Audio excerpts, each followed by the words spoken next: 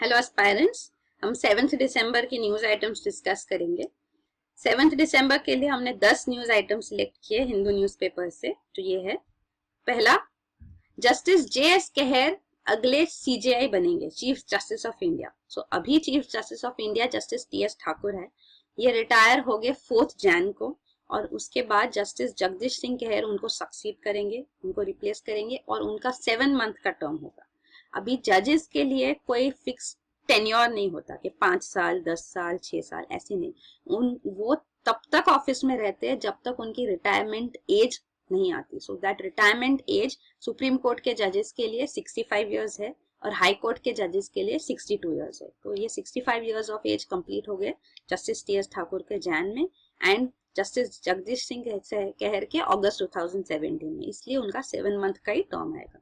अब chief justice of India appoint करने के लिए भी प्रोसीजर ये है कि द सीनियर मोस्ट जज, जो सीनियर मोस्ट जज होते हैं एज वाइज सुप्रीम कोर्ट में, वो CJI बनते हैं। तो ये एक फिक्स्ड पैटर्न है जो कॉलेजियम सिस्टम जो है जुडिशरीज ने बनाया है फॉर अपॉइंटमेंट ऑफ जजेस to supreme court, high court and even transfer of जजेस। तो उस हिसाब से ये होता है। तो फिलहाल ये प्रोसेस है जो कंटिन्यू होगा, because NJSC national judicial appointment commission जो एक्ट था और कॉन्स्टिट्यूशनल अमेंडमेंट एक्ट था, वो सारे रिजेक्ट हो गए थे, अनकॉन्स्टिट्यूशनल डिक्लेयर कर गए थे जुडिशरी के थ्रू, क्योंकि जुडिशरी ने तब कहा था कि ये जुडिशियल प्रेसिडेंस नहीं लाता, इक्वल पावर्स है बोथ जुडिशरी और गवर्नमेंट के लिए, तो जुडिशियल इंडिपेंडेंस इससे अफेक्ट होगा। तो इसीलिए ये रिजेक्ट कर दिया गया था। और ये जो 5 जज कॉन्स्टिट्यूशन बेंच था जिसमें ये रिजेक्ट हुआ था, उनको प्रिसाइड करने वाले जगदीश सिंह कहेर, जस्टिस जगदीश सिंह कहेर ही थे। तो ये है बाकी सारे केसेस जिनमें उन्होंने प्रिसाइड किया, जैसे presidents rule in Arunachal Pradesh जो इम्पोज हुआ था, उसको जनवरी 2016 में नलिफाई कर दिया गया। उनको उस बेंच में भी जस्टिस जगदीश सिंह कहेर थे। फिर सहारा चीफ सुब्रत रॉय को जेल भेजा गया वो केस में, equal pay for equal work uphold करने में, जो even contract workers, daily wagers, casual workers, उनके लिए भी equal pay for equal work होना चाहिए, उनके लिए अलग रेट्स नहीं हो सकते, तो वो अपहेल्ड किया था, राइट। देन उनको कहा गया था कि जुडिशरी इंटरवीन कर रहा है, तब उन्होंने कहा था कि जुडिशरी अपनी लक्ष्मण रेखा के अंदर भीतर ही काम करेंगे, जब तक एग्जीक्यूटिव और लेजिस्लेचर अपने कॉन्स्टिट्यूशनल रूल्स फंक्शंस के अकॉर्डिंग फंक्शन करेंगे, तो हम भी विद इन अपने लिमिट्स रहेंगे। तो ये है जस्टिस जगदीश सिंह कहेर। अगला न्यूज आइटम है, आर्मी NIA प्रोब के लिए अप्रूव करेगी नगरोटा के लिए। ये क्वेश्चन है कि क्या वो करेगे या नहीं। तो फिलहाल न्यूज है कि हाँ, आर्मी ने अप्रूव नहीं किया, पर होम मिनिस्ट्री ने NIA को अथॉरिटी दी है to investigate in the matter of Nagrota terror attacks. So Nagrota में आर्मी कैंप है जम्मू एंड कश्मीर में, जहां पे टेररिस्ट अटैक हुआ था 29 नवंबर को। इसमें 7 सोल्जर्स मारे गए, 2 ऑफिसर्स थे उनमें से। तो ये टेरर अटैक जो हुआ था, ये टेररिस्ट आए थे एलिफेंट ग्रास का कवर लेके नगरोटा आर्मी कैंप में, और आर्मी ने डिक्लेयर किया था कि ये जैशे मोहम्मद का ही काम है क्योंकि उसके ही ट्रेड्स दिख रहे हैं, पर इन्वेस्टिगेशन नहीं हुआ है। तो आर्मी कहती है हम इन्वेस्टिगेट करेंगे पूरे प्रोसीजर में कि कहाँ लैप्स हुआ, कैसे ये अटैक पॉसिबल हुआ। बट NIA जो है, नेशनल इन्वेस्टिगेशन एजेंसी, ये एक अथॉरिटी है जो गवर्नमेंट ने फॉर्म की है मुंबई टेरर अटैक्स के बाद, 2008 मुंबई टेरर अटैक्स के बाद, कि सारे टेरर रिलेटेड केसेस ये बॉडी इन्वेस्टिगेट करे। और NIA होम मिनिस्ट्री के अंदर फंक्शन करती है और आर्मी डिफेंस मिनिस्ट्री के अंडर फंक्शन करती है। और आर्मी चाहती है कि होम मिनिस्ट्री का इंटरफेरेंस ना हो, तो वो थोड़े रिलक्टेंट है, बिकॉज NIA इन्वेस्टिगेट करती है टेरर केसेस एनीवे, बट ये स्पेशल है क्योंकि आर्मी में टेरर अटैक हुआ है, आर्मी कैंप में। सो अब फिलहाल तो न्यूज है कि होम मिनिस्ट्री ने NIA को अप्रूवल दिया है और वो ये केस इन्वेस्टिगेट करेंगे। तो ये रिलक्टेंस पहले भी देखा गया है। और एक चीज जो इम्पोर्टेंट है हमारे लिए, वो है ये एलिफेंट ग्रास की। एलिफेंट ग्रास क्या होता है? तो ये है एलिफेंट ग्रास, बहुत हाई ग्रास होता है, ये अफ्रीकन नेटिव है। So this is tropical species कहा जाता है, इसका दूसरा नाम नेपियर ग्रास भी है। तो इसको बहुत कम पानी और न्यूट्रिशन चाहिए, इसलिए ये इजीली ग्रो हो जाता है, और ये ग्रेजिंग के लिए, एनिमल फीड के लिए भी, ग्रेजिंग के लिए यूज होता है, और पेस्ट मैनेजमेंट के लिए भी इम्पोर्टेंट है। जो पेस्ट होते हैं, जो इंसेक्ट्स वगैरह जो अटैक करते क्रॉप्स को, तो इसको एक पुल क्रॉप की तरह पूरे फार्म के अराउंड बाउंड्री पे लगाया जाता है। तो उससे क्या होता है, जैसे एक एग्जांपल भी है, ये स्टेम बोरर मॉथ होता है, तो ये मेज क्रॉप को अफेक्ट करता है। तो अगर ये पुल क्रॉप एलिफेंट ग्रास को ग्रो किया जाए around the entire farm border पे, तो सारे मॉथ्स जो है ये एलिफेंट ग्रास की तरफ अट्रैक्ट होंगे और हमारा क्रॉप जो फार्म पे है वो सेफ गार्ड होगा। तो ये पेस्ट मैनेजमेंट स्ट्रेटेजी से भी यूज होता है। तो जो पेस्टिसाइड्स इंसेक्टिसाइड्स वगैरह है वो कॉस्टली भी होते हैं और अफेक्ट करते हैं क्रॉप्स को इन अदर वेज टू। तो ये एक चीपर एंड ऑल्टरनेटिव वे है पेस्ट मैनेजमेंट के लिए। ये सॉइल फर्टिलिटी को भी इम्प्रूव करता है, ये एरिड लैंड में सॉइल इरोजन से भी प्रोटेक्ट करता है because it holds the sand together जो ग्रास है। तो इसके काफी सारे अलग एप्लीकेशंस भी है, पेपर पल्प प्रोडक्शन में, बायो ऑयल बायोगैस में इसका यूज किया जाता है। अगला न्यूज आइटम है आईएनएस बेतवा, जिसका एक्सीडेंट हो गया, जिसमें वो टिल ओवर हो गई, उसको फिर से सीवर्थी बना जाएगा, काम में लिया जाएगा, नेवी ने ये क्लेम किया है। तो ये आईएनएस बेतवा का एक्सीडेंट हुआ मुंबई में, जब वो नेवल डॉकयार्ड में रीफिटिंग के लिए आई थी, जो रूटीन रीफिटिंग होता है। तो आईएनएस बेतवा 4000 टन की ब्रह्मपुत्र क्लास फ्रिगेट है। It's a missile guided missile carrier, तो मिसाइल कैरी करती है, बड़ी सी फ्रिगेट मींस वॉरशिप, सो बड़ी सी शिप है। और ये इसका डॉकिंग किया गया नेवल डॉकयार्ड में यहाँ पे। तो डॉकिंग के लिए इसका ये ड्राई डॉक्स होते हैं यहाँ पे, तो ये इसके लिए सपोर्ट के लिए यहाँ पे ये जो ब्लॉक्स होते हैं, इसमें इनको पानी भरा जाता है यहाँ पे और फिर शिप को लाया जाता है सेल करके। जब शिप यहाँ आ जाती है तो उसको स्टैंड किया जाता है इन पे और फिर पानी निकाल दिया जाता है। तो जब शिप एक बार स्टैंड हो गई उसके बाद उसका रीफिटिंग होता है। सब रीफिटिंग हो जाने के बाद फिर से फ्लडिंग किया जाता है, यहाँ पे पानी डाला जाता है ताकि फिर से शिप सेल होके सी में चले जाए। तो जब ये फिटिंग के बाद जब उसको फिर से अनडॉक कर रहे थे तब ये एक्सीडेंट हुआ, जिसकी वजह से मतलब ये सपोर्ट बीम कहीं भी कुछ चेंज हो गया, फ्लडिंग वाटर कितना आया उसमें कुछ चेंजेस हो गए, सही से कंट्रोल नहीं हुआ, तो एक्सीडेंट हो सकता है। और इसकी वजह से पूरी शिप टिल्ट हो गई and it has suffered damages. और हमारे पास इतना हैवी शिप 4000 टन की शिप पुल करने के लिए क्रेन्स भी नहीं है, तो हम आउटसाइड एक्सपर्ट्स बुला रहे हैं इस मैटर के लिए, स्पेशलिस्ट। तो अब देखेंगे क्या होता है, पर इसके लिए इन्वेस्टिगेशन चाहिए टू नो कि क्या रीजन था, ह्यूमन एरर था कि टेक्निकल फॉल्ट था जिसकी वजह से ये हुआ है, कि आगे चल के ऐसे एक्सीडेंट्स ना हो जो हमको कॉस्टली पड़ते हैं एंड इवन द नाम भी खराब होता है वही है।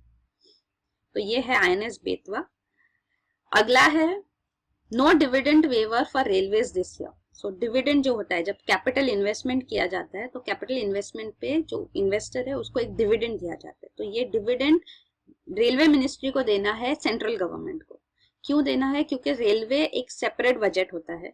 तो 2016-17 ये आखिरी साल है जब रेलवे का सेपरेट बजट होगा।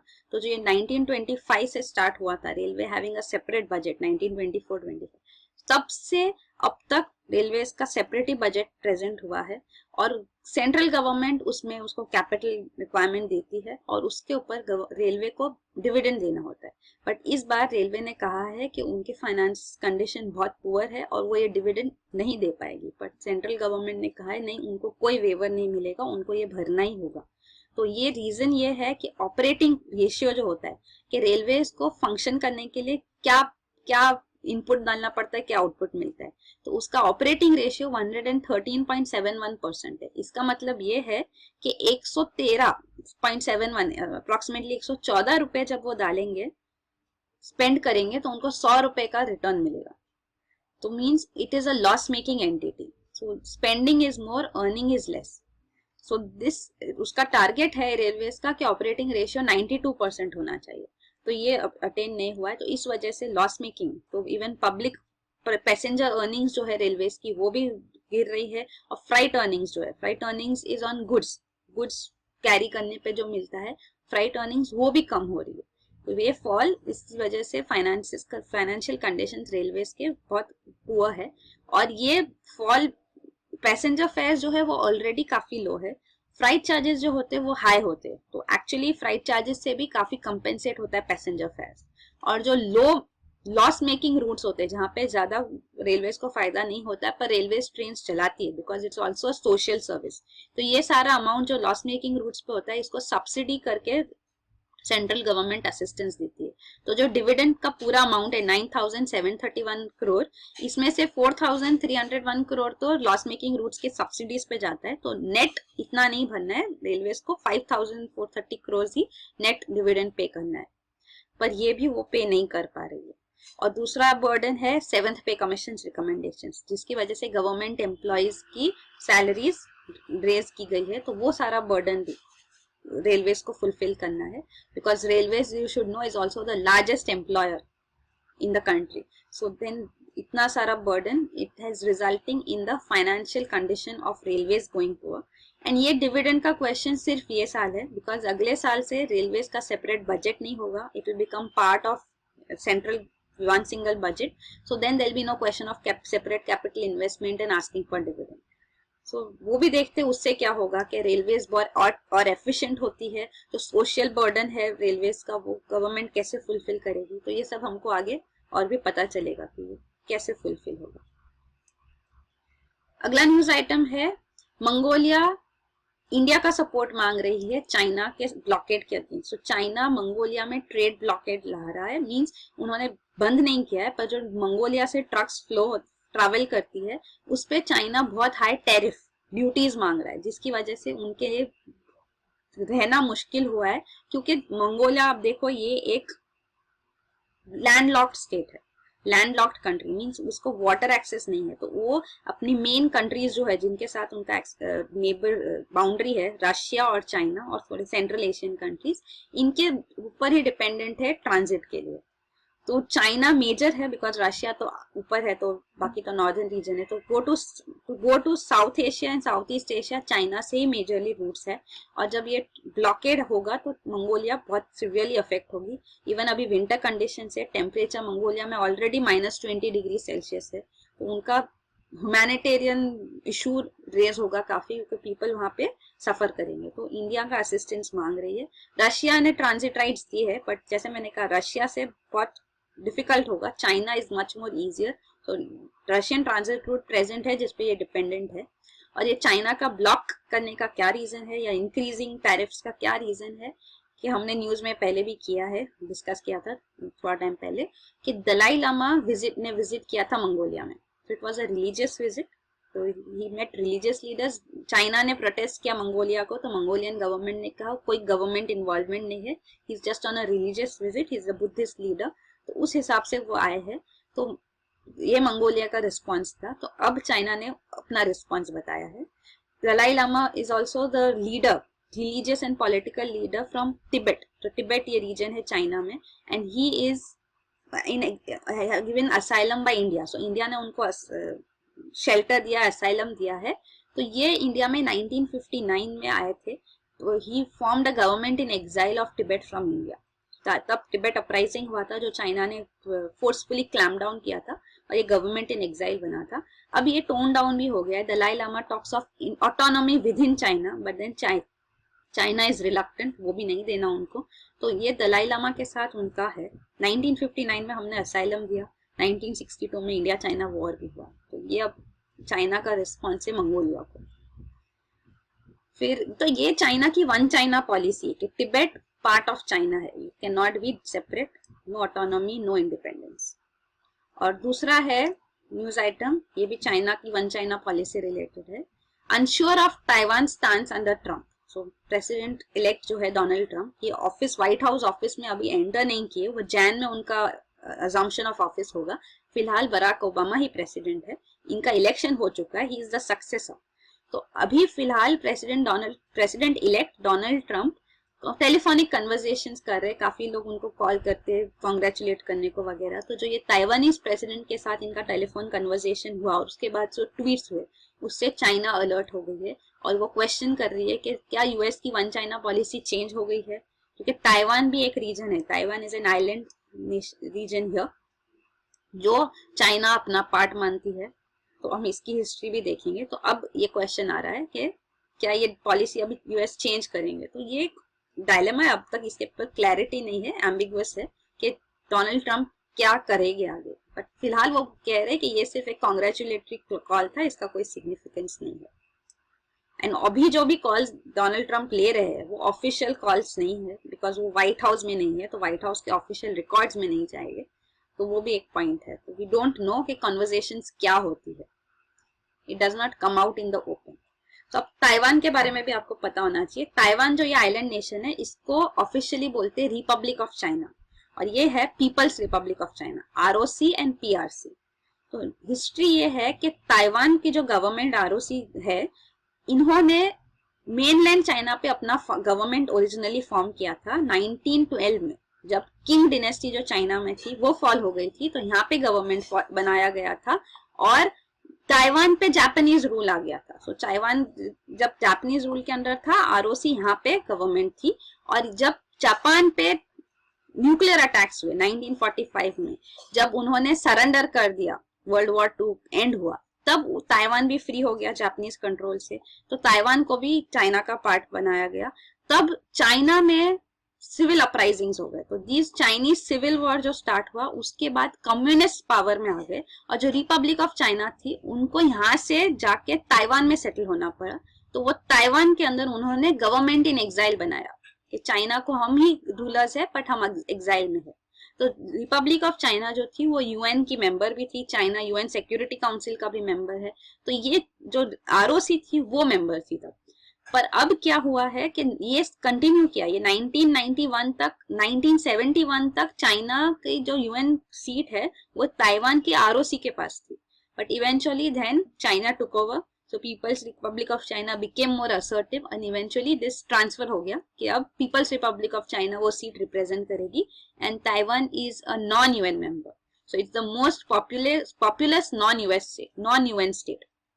It is the largest economy outside UN. So China believe करती है कि ताइवान भी उनका ही पार्ट है, और ये वन चाइना पॉलिसी है। ताइवान का नाम भी ऑफिशियली रिपब्लिक ऑफ चाइना है, इवन स्पोर्ट्स इवेंट्स में वो पार्टिसिपेट करते तो चाइनीज ताइपाई करके नाम होता है ये टीम का। तो इसीलिए ताइवान को सेपरेट रिकॉग्निशन देना चाइना को एक्सेप्टेबल नहीं है। तो ये है। फिर अगला न्यूज आइटम है, in a message to Trump China defends Iran nuclear deal. जो ईरान न्यूक्लियर डील है वो है joint comprehensive plan of action, JCPOA। तो ये जो ईरान, इसको पॉपुलरली ईरान न्यूक्लियर डील बोलते हैं, कि इंटरनेशनल एग्रीमेंट है, ये चाइना, ये ईरान और यूएस के बीच में नहीं है, बट जो प्रेसिडेंट इलेक्ट डोनाल्ड ट्रंप है, जब वो प्रेसिडेंशियल इलेक्शंस के लिए कैंपेन कर रहे थे, तब उन्होंने प्लेज लिया था, कसम ली थी कि वो ये डील को स्क्रैप कर देंगे।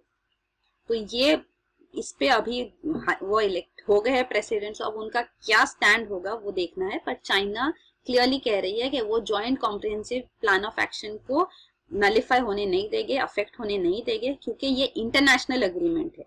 ये एग्रीमेंट ईरान P5+1 और EU के बीच में है। P5+1 मीन्स 5 परमानेंट मेंबर्स जो है यूएन सिक्योरिटी काउंसिल के, USA, Russia, China, UK and France.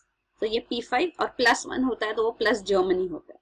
तो ये P5+1 मेंबर्स EU और ईरान के बीच में है, जो जुलाई 2015 में फाइनलाइज हुई थी।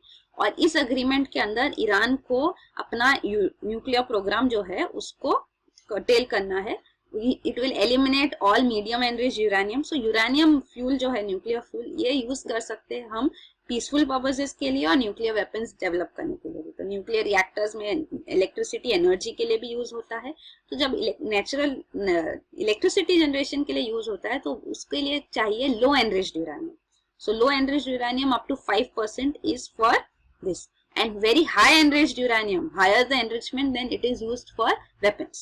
So medium enriched uranium जो है उनका, वो पूरा स्टॉक पाइल उनको एलिमिनेट करना होगा। तो वो ईरान हमेशा क्लेम कर रही थी कि उनका न्यूक्लियर प्रोग्राम पीसफुल पर्पस के लिए है, बट वो न्यूक्लियर वेपन्स बनाने के लिए भी एफर्ट्स डाल रहे थे। तो वो क्लियर है। तो अब उन्होंने ये डील साइन किया है, जिसके अंदर वो अपना स्टॉक पाइल एलिमिनेट खत्म करेंगे, 98% लो एनरिच्ड यूरेनियम का स्टॉक पाइल भी खत्म करेंगे, 2/3 ऑफ गैस सेंट्रीफ्यूजेस जो है उसको रिड्यूस कर देंगे 13 इयर्स में, 2/3 पार्ट रिड्यूस कर देंगे, और एनरिच यूरेनियम जो करेंगे एनरिचमेंट, वो सिर्फ 3.67% तक ही एनरिच करेंगे, ताकि न्यूक्लियर रिएक्टर्स में very low enrich uranium use हो सके। ये 15 इयर्स तक के लिए कंडीशन है, no new heavy water facility use बनाएंगे वो नेक्स्ट 15 ईयर्स के लिए, जो न्यूक्लियर रिएक्टर्स में यूज होता है, न्यूक्लियर डेवलपमेंट में यूज होता है। यूरेनियम एनरिचमेंट एक्टिविटी सारी एक सिंगल फैसिलिटी में होगी और सिर्फ फर्स्ट जनरेशन सेंट्रीफ्यूजेस यूज करके होगी 10 साल के लिए आगे। तो ये सारे कंडीशन है। IAEA international atomic energy agency है जो सारे ये मॉनिटर करते हैं न्यूक्लियर फैसिलिटीज, उनके साथ कंप्लाई करेंगे और उनको अलाउ करेंगे access to all Iranian nuclear facilities, कि वो विजिट कर सके, इंस्पेक्ट कर सके। तो ये सारे कंडीशन ईरान एक्सेप्ट करेगी और इसके बदले ईरान को जो इकोनॉमिक सैंक्शंस डाले गए उन पे US से, EU से, UN सिक्योरिटी काउंसिल के थ्रू, तो all these nuclear related economic sanctions जो है वो हट जाएंगे, तो ये उसको बेनिफिट मिलेगा। तो इसलिए Iran not US, this joint agreement जो है वो पास हुआ है, joint comprehensive plan of action. So this is the details about this. फिर अगला न्यूज अगला part, even under this China, एक तो ये ईरान न्यूक्लियर डील सपोर्ट कर रही है, दूसरा है चाइना ओबोर इनिशिएटिव जो है, one belt one road initiative, ये हम ऑलरेडी देख चुके हैं, तो I am not discussing this again. One belt one road is part of new silk road and new maritime silk route, so land route and water route सारे पे infrastructure development, transport infrastructure China develop कर रही है और काफी सारे countries इसमें involve है। सो ईरान भी एक सिग्निफिकेंट पार्टनर है यहाँ पे, तो कार्गो ट्रेन डेवलप कर रहे हैं, इवन रेल लिंक ईरान के थ्रू, अफगानिस्तान के थ्रू और ईरान के थ्रू ये रेल लिंक भी डेवलप होगा चाइना से। और दूसरा है ग्रुपिंग, एक है शांघाई कोऑपरेशन ऑर्गेनाइजेशन। तो ये जो ग्रुपिंग है इसमें ईरान भी एक एप्लीकेंट है फुल टाइम मेंबरशिप के लिए, इंडिया और पाकिस्तान फुल टाइम मेंबर्स बनने वाले हैं। तो ये है शांघाई कोऑपरेशन ऑर्गेनाइजेशन, इसके अंदर मेंबर्स है चाइना, रशिया और ये सेंट्रल एशियन कंट्रीज जो है। इसके अंदर इंडिया और पाकिस्तान ने साइन किया है instrument of accession. So memorandum of accession जो है, not instrument, memorandum of accession जो है वो जून 2016 में both India and Pakistan sign कर चुके हैं और ये थोड़े महीनों में ये फुल टाइम मेंबर्स बन जाएंगे SCO के। तो ईरान भी एक फुल टाइम मेंबर बनना चाहता है, मंगोलिया, ईरान, ये दो और कंट्रीज है जो प्रेजेंटली ऑब्जर्वर्स है बट उनको फुल मेंबर बनना है। तो ये है एक रीजनल ग्रुपिंग। दूसरा न्यूज आइटम है, कोफी अन्नान पीस मिशन के हेड है म्यांमार में। सो ये Myanmar advisory commission on Rakhine state, जो रखीन स्टेट है, रखाइन स्टेट, ये म्यांमार में है जहाँ पे रोहिंग्या मुस्लिम्स रहते हैं और ये एक परसिक्यूटेड कम्युनिटी है। इनका काफी सारे लोग यहाँ से माइग्रेट कर चुके हैं to Bangladesh and south east Asian countries. So इन लोगों को डी रिकॉग्नाइज किया गया था, they were derecognized, no longer citizens in 1982। तो म्यांमार पहले मिलिट्री रूल के अंडर था, जनता गवर्नमेंट थी वहां पे, मिलिट्री रूल। तो ये अभी मिलिट्री रूल एंड हो चुका है और ऑंग सैन सू की जो प्रोमिनेंट लीडर है म्यांमार की, वो प्रेसिडेंट तो नहीं बन पाई पर वो स्टेट काउंसिलर है। तो उनके और कोफी अन्नान फाउंडेशन के ज्वाइंट इनिशिएटिव से ये ग्रुप बना है, एडवाइजरी कमीशन। और यहाँ पे कोफी अन्नान कह रहे हैं कि इसके ऊपर ट्रांसपेरेंसी लाने की जरूरत है, क्योंकि मलेशियन प्राइम मिनिस्टर ने भी क्लेम किया है कि ये एक जीनोसाइड है। Genocide means entire community class is eliminated. So ये एक जेनोसाइड हो रहा है माइनॉरिटी मुस्लिम रोहिंग्यास के अगेंस्ट म्यांमार में। तो इसके ऐसे स्ट्रॉन्ग टर्म्स ना यूज किया जाए, ऐसे कोफी अन्नान कह रहे हैं, क्योंकि यहाँ पे मेनली जर्नलिस्ट अलाउ नहीं है, जर्नलिस्ट को बैन है ये स्टोरी कवर करने के लिए म्यांमार में। तो जो ट्रुथ है वो बाहर नहीं आ रहा है, तो ट्रांसपेरेंसी नहीं है। तो कोफी अन्नान कह रहे हैं, वो अश्योर कर रहे हैं कि ट्रांसपेरेंसी लाया जाएगा, जर्नलिस्ट को अलाउ किया जाएगा, तो पता चले कितना ट्रुथ है और कितना रूमर है। तो ये पॉइंट भी उन्होंने कहा है और ऑफ कोर्स उनके बेटरमेंट के लिए भी इनिशिएटिव्स लिए जाएंगे। देन नेक्स्ट न्यूज आइटम है, Pradhan moves Asian buyers forum to counter OPEC cloud. OPEC है organization of petroleum exporting countries. तो ये सारे जो पेट्रोलियम एक्सपोर्टिंग कंट्रीज है आप देख सकते हैं, इनका एक कार्टल है।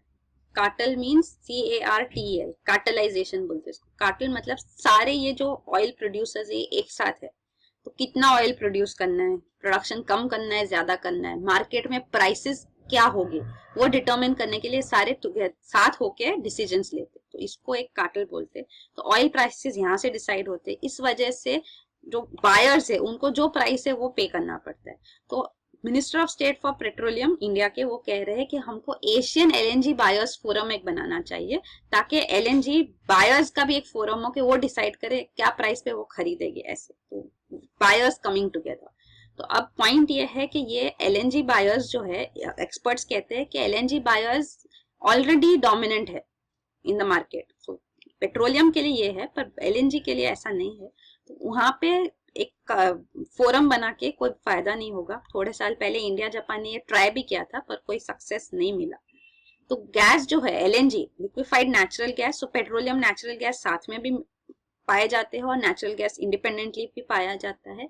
और अभी न्यू टेक्नोलॉजीज भी आए हैं जिससे गैस एक्सट्रैक्ट हो सके। तो these new gas technologies like shell gas, gas hydrates, इसका भी काफी सिग्निफिकेंट इंप्रूवमेंट और इंक्रीज हो रहा है प्रोडक्शन में, तो वो भी हम देख सकते हैं। ये है गैस ट्रेड एक्चुअली, कि गैस नेचुरल गैस हब्स कहाँ है। तो ये जो है मार्केट्स है, ये सोर्सेज है एलएनजी के, और कैसे पाइपलाइंस ले डाउन किया गया। तो यू कैन सी इंडिया यहाँ पे, how it is a market, and middle east से ये मेजरली आता है यहाँ पे। और गैस जो है लिक्विफाइड नेचुरल गैस, तो नेचुरल गैस जब प्रोड्यूस होता है तो उसको लिक्विफाई करना पड़ता है ताकि उसको ट्रांसपोर्ट किया जा सके, और फिर जब वो कंट्रीज में पहुंचता है तो उसको रीगैसिफाई किया जाता है और फिर पाइपलाइंस के थ्रू यूजर्स को पहुंचता है, इसीलिए उसको लिक्विफाइड नेचुरल गैस कहते हैं। और जो गैस हाइड्रेट्स और शेल गैस है, ये क्या होते हैं वो भी हम देख लेते हैं। गैस हाइड्रेट्स जो होते हैं वो solid ice like form of water है। तो ये solid ice like form of water में गैस मॉलिक्यूल्स भी प्रेजेंट होते हैं कैविटीज में, तो इसको गैस हाइड्रेट बोलता है। तो यहाँ से गैस एक्सट्रैक्ट किया जा सकता है, और मेजरली ये जनरली मीथेन गैस होता है। और सिंस वाटर के साथ है तो ये ऑफकोर्स वाटर के पास पाए जाते हैं। ये सी फ्लोर, दरिया के बेस में सी फ्लोर पे ये पाया जाता है। ये है गैस हाइड्रेट। तो इसको यहाँ से एक्सट्रैक्ट करके इसमें से गैस एक्सट्रैक्ट होता है, ये बताया गया है। दूसरा है शेल गैस। तो शेल गैस जो होता है ये भी नेचुरल गैस है, found along with shale formation. तो शेल जो है वो एक सेडिमेंट्री रॉक है, तो ये रॉक्स के साथ शेल गैस पाया जाता है। तो ये शेल गैस का प्रोडक्शन यूएस में काफी इंप्रूव हुआ है। 2000 साल में, ईयर 2000 में ये 1% of US natural gas production था। 2010 में ये 20% तक आ गया है, और 2035 तक 46% ऑफ नेचुरल गैस प्रोडक्शन होगा यूएस का शेल गैस के थ्रू, ऐसा एस्टिमेट है। तो शेल गैस टेक्नोलॉजी भी काफी डेवलप हो रही है। तो ये जो है नेचुरल गैस है, कन्वेंशनल गैस जो नॉन एसोसिएटेड है, मतलब कभी ऑयल पेट्रोलियम के साथ नेचुरल गैस ऊपर होता है, कभी इंडिपेंडेंटली भी होता है। तो ये है कोल बेड मीथेन भी होता है, यहाँ से भी मीथेन गैस कोल बेड से एक्सट्रैक्ट किया जाता है, तो ये भी यूज कर सकते हैं एज एन एनर्जी सोर्स। सो ये सारे है शेल गैस के बारे में। इंडिया में भी शेल गैस फॉर्मेशन है, ये आपको वर्ल्ड ओवर भी दिख रहा है, जहाँ पे एस्टिमेट्स किया गया है कि कितना शेल गैस रिजर्व है, वो ये ब्राउन रीजन है। येलो में अभी क्लियर एस्टिमेट नहीं है। इंडिया में भी आप देख सकते हैं कोस्टल रीजन यहाँ पे है जहाँ पे शेल गैस है, ये आप डिटेल में भी देख सकते हैं। जो सारे बेसिन्स है ये रीजन्स में, कृष्णा गोदावरी, कावेरी, कैम्बे, यहाँ पे कोल गैस पाया जाता है, शेल गैस पाया जाता है सब। अगला लास्ट न्यूज आइटम है TIFR discovery challenges theory of superconductivity. So superconductivity की एक थ्योरी है, पहले हमको पता समझना होगा कि सुपरकंडक्टिविटी क्या होती है। तो सुपरकंडक्टिविटी एक्चुअली कंडक्शन जो होता है एक एलिमेंट में, वो इलेक्ट्रॉन पासेस के थ्रू होता है। तो जब इलेक्ट्रॉन्स पास होते हैं तो कंडक्ट होती है इलेक्ट्रिसिटी, और इसको रेजिस्टेंस भी होता है। रेजिस्टेंस की वजह से वो इलेक्ट्रॉन कंडक्शन पे एक रेजिस्टेंस आता है। तो रेजिस्टेंस जो वैल्यू है वो डिक्रीज होती जाती है, तो जितना कम रेजिस्टेंस होगा उतना ज्यादा इलेक्ट्रिसिटी कंडक्शन होगा। ये कब कम होती जाती है, जब टेम्परेचर कम किया जाता है। तो जनरली ऐसे जैसे टेम्परेचर कम हो रहा है रेजिस्टेंस कम होती जाती है। पर जो सुपर कंडक्टर्स है उनके लिए एक टेम्परेचर पे, ये क्रिटिकल टेम्परेचर बोला जाता है, यहाँ पे रेजिस्टेंस पूरा ड्रॉप हो जाता है, तो it becomes a super conductor. तो ये कभी कौन से टेम्परेचर पे कौन से एलिमेंट के लिए कब होता है, ये थ्योरी BCS थ्योरी जो है, बार्डीन कूपर श्रिफर थ्योरी, इससे डिसाइड होता है। पर जो बिस्मथ है वो एक एक्सेप्शन है। तो बिस्मथ के ऊपर जो ये इन्होंने रिसर्च किया, इस पे पता चला कि ये बहुत कम टेम्परेचर्स पे 530 माइक्रो केल्विन पे सुपर कंडक्टर बना। तो ये BCS थ्योरी के अंदर सही नहीं पाया जाता। तो BCS थ्योरी इसको एक्सप्लेन करने के लिए सफिशिएंट नहीं है, बेटर थ्योरी, अलग थ्योरी चाहिए इसके लिए। तो ये एक डिस्कवरी हुआ है। ऐसे पहले भी एक्सपेरिमेंट्स और डिस्कवरी हो चुके हैं, ये इंडियन साइंटिस्ट ने किया है। ज्यादा डिटेल में करने की जरूरत नहीं है, but if you are interested आप देख सकते हो। तो ये है न्यूज आइटम 7 दिसंबर के लिए। Thank you.